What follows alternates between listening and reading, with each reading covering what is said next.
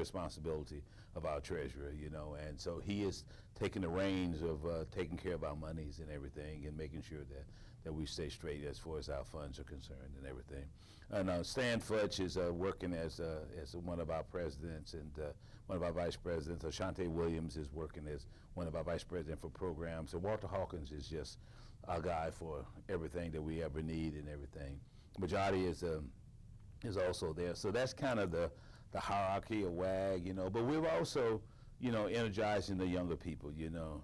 We're talking to, you know, with Terrence Stone is there, you know, and Jonathan Buffon, you know, and Joseph Williams from the college is there, you know. And then we have Ricky Shabazz, Dr. Ricky Shabazz from over at San Bernardino Valley College, you know. So we're bringing in some younger people, you know, because all of these old guys at the top, you know, we're way past the, you know, they. It's like the fellas are a little wag, like they're right. like they're a wag brewing. Right, they're wag in waiting. In waiting. Right, you know. So I mean, I don't have any doubt in my mind that we will always be viable. Yeah. You know, because as long as we have those individuals around, as long as we have the Hardy Browns and the Al Garretts, you know, and the Don Griggs, you know, and all of these folks around, we'll be okay. You know, it's just that we understand that there needs to be a succession line, Right. you know, a line of succession, you know, and so that's what I'm pretty sure that that's what we are doing, you know.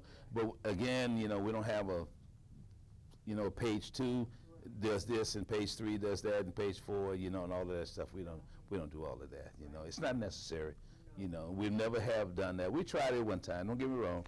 We actually tried to take minutes and do this and do that, you know. I think it lasted for 2 meetings, you know, and it was like, no, we're not going to do this anymore. So. I'm going to just see if you can, I'm going to say some names, and if you could just tell me either a bright spot, a memory, or when I say that name. And I want to start with Wilbur Brown. Wilbur Brown was one of a kind. You know, I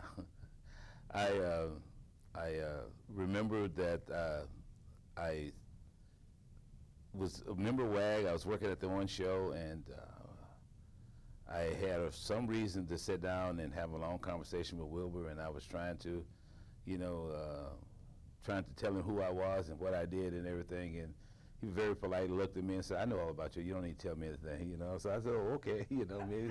So we in that conversation, you know, but.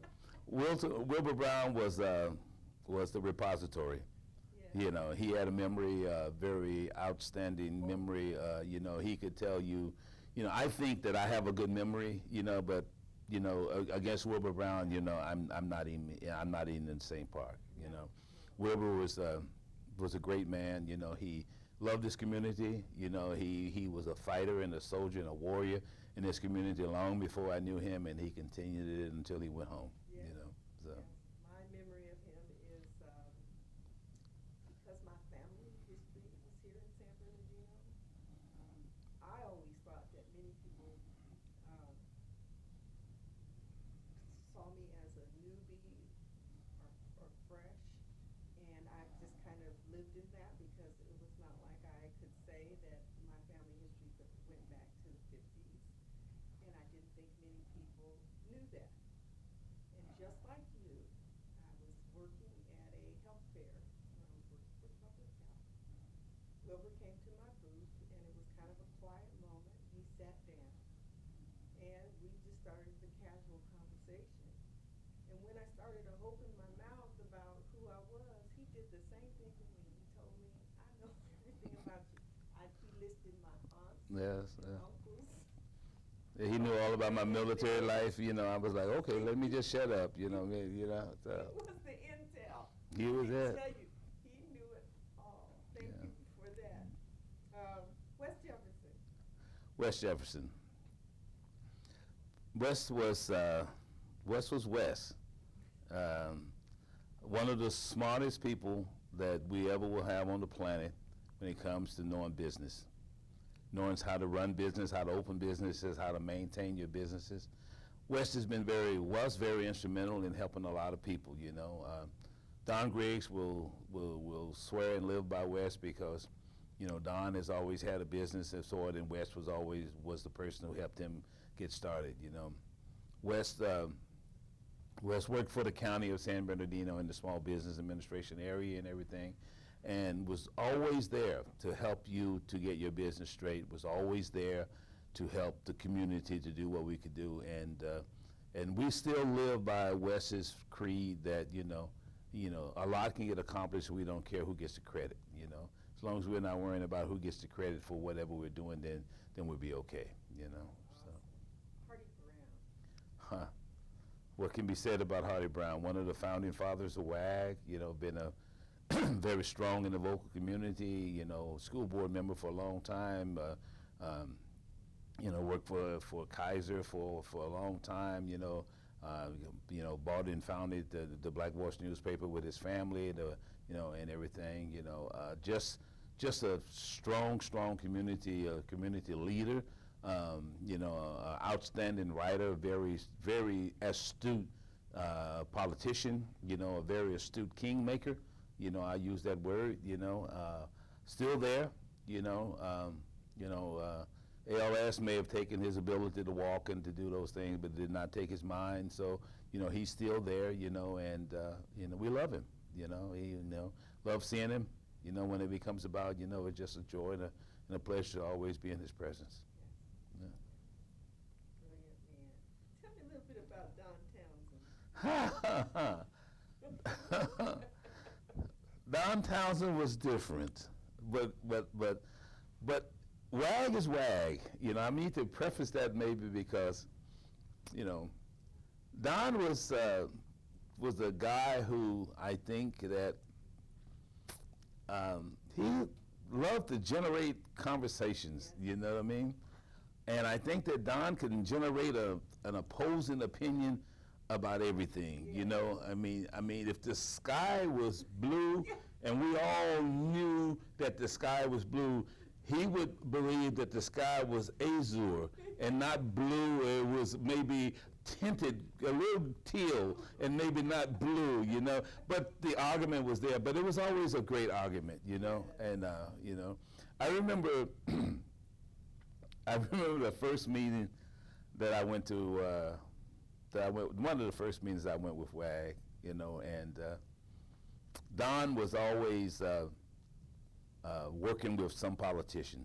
Okay, that was his forte, and he was always working with some Republican, some Republican politician.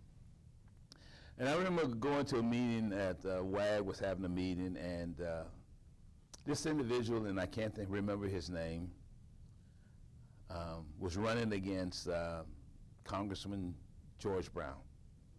And this individual had flown that lightweight airplane from up in Mojave somewhere, and all that little lightweight plane. He was a pilot and all of this stuff, and everything.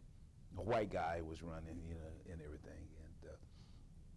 And we were having a meeting at WAG, and as a politician, when you come to WAG, you must be prepared to answer the hard questions. You're not going to be able to fluff it.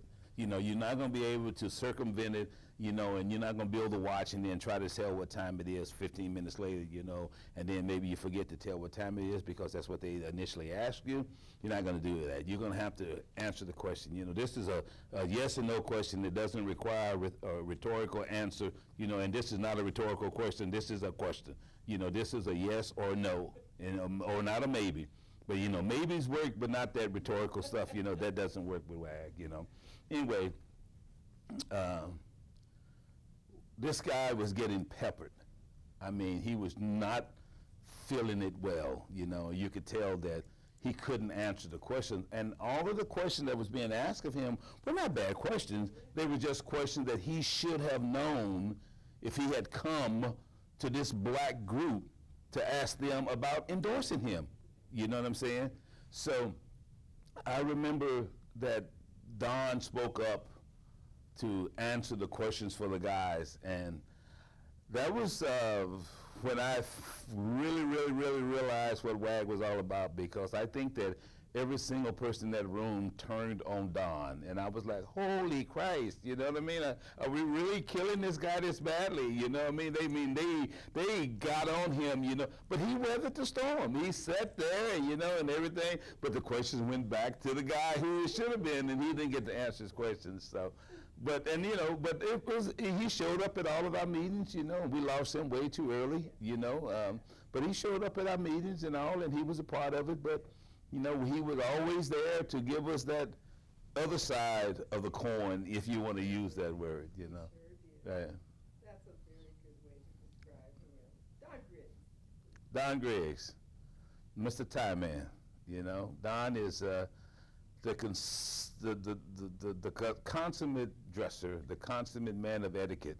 You know, he's a great role model for young and old alike. You know, does well. You know, not ashamed of going out there and helping kids. You know, I think he works with the Botillion every year to teach these young kids how to tie ties. You know, and so does Terrence Stone. You know, Terrence Stone goes into the juvenile system. And Don gives him a bunch of ties, and he goes into the juvenile system to teach these young boys how to tie a tie, you know. And some of these kids never even saw a tie, you know. I mean, never held a tie in their hand, you know.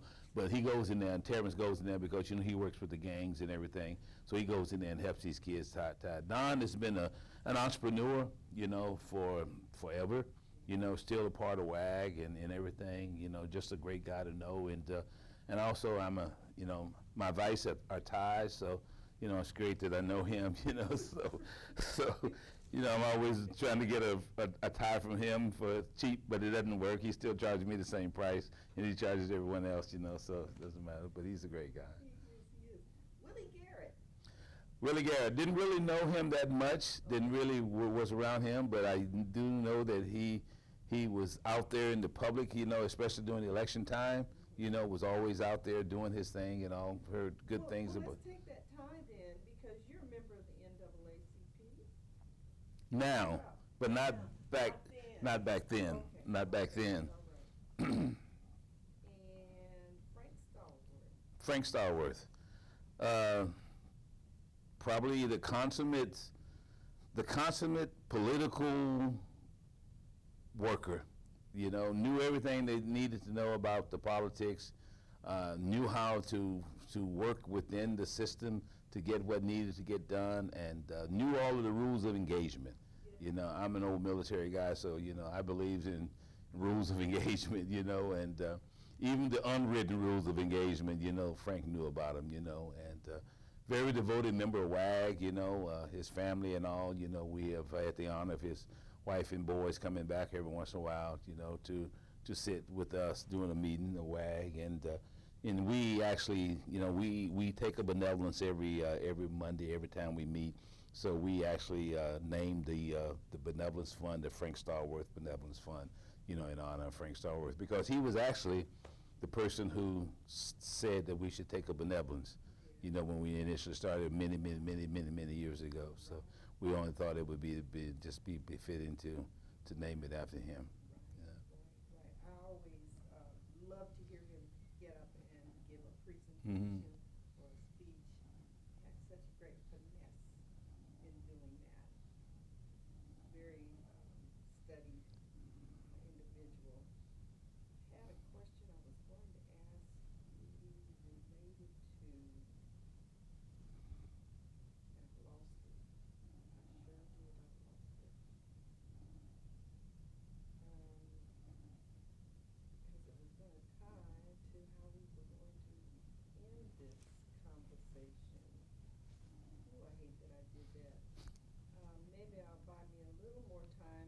Tell me a little bit about, did you know Bob Parker? I did not. Okay.